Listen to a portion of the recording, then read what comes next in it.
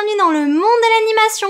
Nous sommes au mois de juin et il y a 8 sorties d'animation qui nous attendent ce mois-ci. Des longs métrages, un court métrage, bref, plein de sorties très sympathiques avec une sortie Pixar qui est particulièrement attendue.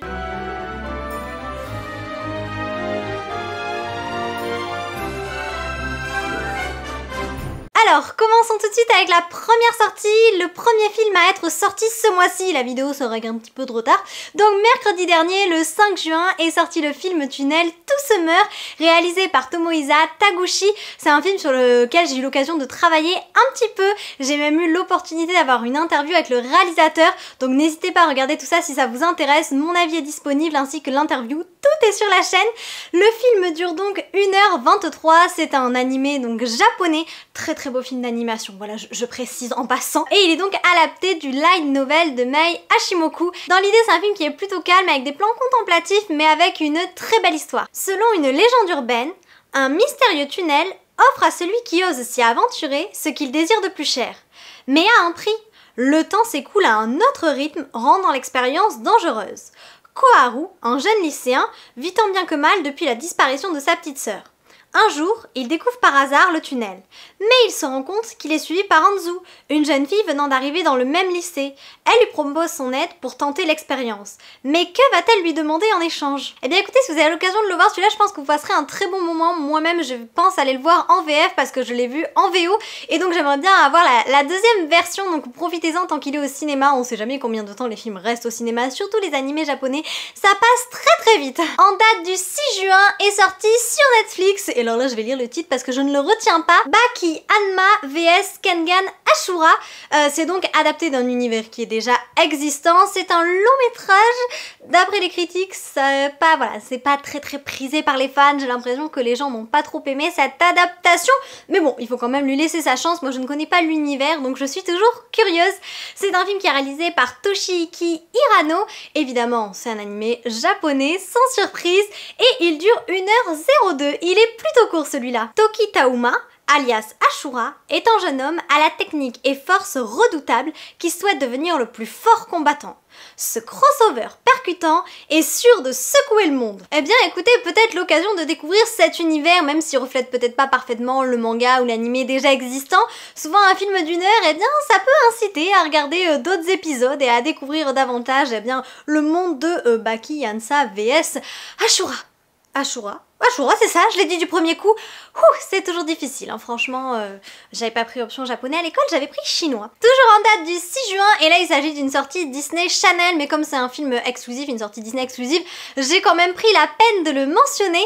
C'est un film qui est adapté d'une petite série d'animation 2D sur Disney Channel, ça se nomme Les Green à Big City, le film Vacances dans l'espace. Il est réalisé par Anna O'Brien et il dure 1h22. Cricket Green, amateur de sensations fortes, convainc sa famille, qui aime garder les pieds sur terre, de faire un road trip dans l'espace, ce qui finit par mettre toute la ville en danger. Bon, clairement, je suis pas trop la cible pour ce genre de film ou de série. Vous savez, ça fait un peu penser à... Là, vous allez me dire, mais non, c'est pas possible, Phineas et Ferb, ce genre de choses. Je suis sûre qu'il y en a plein parmi vous qui sont fans de Phineas et Ferb. Je ne juge personne, mais moi, c'est vraiment pas mon univers. Et j'ai l'impression que c'est plus dans ce style-là, et avec un côté encore peut-être plus enfantin, voilà. Ensuite, le 8 juin est sorti Mon Noir, ça a l'air d'un très beau court-métrage d'animation. D'après ce que j'ai trouvé, il est uniquement sorti sur Arte, sait-on jamais s'il est disponible ailleurs et que vous l'avez vu, n'hésitez pas à me le dire en commentaire. Mais parmi mes recherches, j'ai uniquement trouvé la sortie sur Arte, donc voilà, sait-on jamais, s'il est ailleurs, ça sera toujours intéressant de le savoir. Il est réalisé par Jean-Baptiste Pelletier et Erika Haglund, et c'est un film qui est français et portugais, enfin un court-métrage puisqu'il dure seulement 15 minutes, mais il a l'air particulièrement beau, c'est une animation 2D que j'aime beaucoup. La petite Marguerite Yourcenar vit un triple deuil.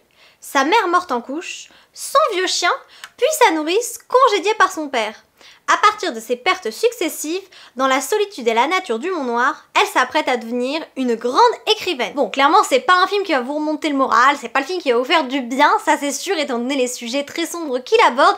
Néanmoins, ça a l'air d'être un très beau court-métrage à découvrir. Et vous savez, j'aime beaucoup les courts-métrages un petit peu originaux, ça fait toujours plaisir d'en voir, donc j'essaierai de le regarder celui-ci. En date du 12 juin, donc mercredi, sortira au cinéma le film IQ, La guerre des poubelles. Oui, la guerre des poubelles, je vous assure, c'est bien le titre, j'ai relu à 2-3 fois, mais c'est bien le titre, La guerre des poubelles, qui est réalisé par Suzumu Mitsunaka. C'est donc un film d'animation japonais, je crois qu'encore une fois il s'ancre dans un univers déjà existant.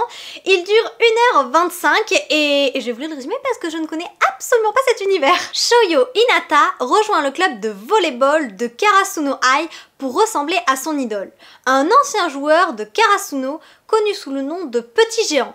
Mais Hinata découvre bientôt qu'il doit faire équipe avec son ennemi du collège, Tobio Kageyama. Leur style d'affrontement se transforme en une arme surprenante. Mais pourront-ils battre leur rival Nekoma High dans le très attendu Dumpster Battle, l'affrontement ultime tant attendu entre deux équipes adverses opprimées? Je pense que tous les férus de sport sont très contents de cette sortie. Le film est pas si long que ça, on n'a pas des longues sorties ce mois-ci, ce sont plutôt des petits films, mais peut-être que ça vous fera une distraction à voir au cinéma en ce mois de juin. Le 19 juin va sortir le film d'animation peut-être même le plus attendu de l'année pour beaucoup d'entre vous. Il s'agit donc de Vice Versa 2, la suite de Vice Versa des studios Pixar. Comment vous dire, je l'attends pas du tout parce que j'aime pas Vice Versa. Voilà comment plomber l'ambiance.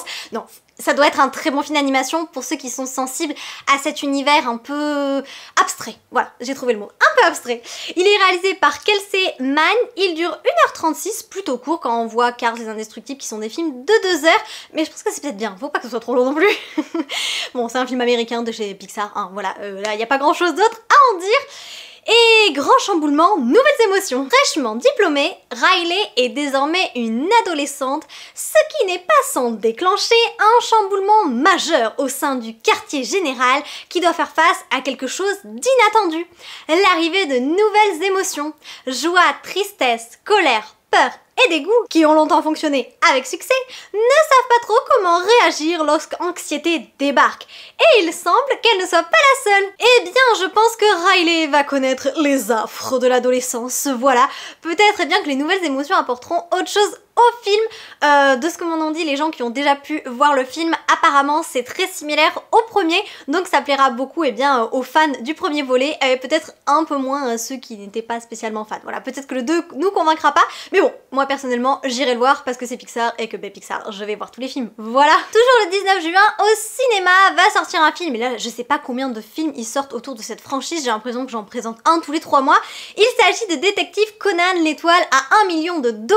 Franchement, Détective Conan, je ne connais pas, mais j'en présente sans arrêt. À chaque sortie, il y a Détective Conan qui est dans le coin. J'imagine bien que si vous êtes fan de la franchise, vous avez de quoi faire.